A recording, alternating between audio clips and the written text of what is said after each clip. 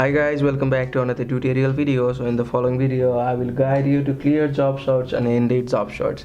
Now if you want to clear job search and Indeed job search, then this is the video for you. So simply follow the steps on in the video to clear the job search. Now to do so, you need to simply open job search app on it, Indeed job search app on a device. So if you have not installed the Indeed job search app, download it from Play Store or App Store on a device. So if you have already installed, click Indeed job search and open the device on your app. So after that you need to click on the option of sign in to sign into your account. So I can't currently sign into my account because this app is not available in my country to sign in. Now if you want to clear the job search, then you need to click on the option of search at the very top taskbar, where you'll see the option like country code, zip code and all.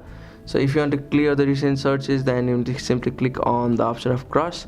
So like this you'll be able to remove the job search. So click on it, and you may also do the option of undo if you have removed anything which was important to you. So that's it. That's how you can clear a job search on Indeed. Thank you for watching the video. Please don't forget to like the video and subscribe to our channel. Thank you.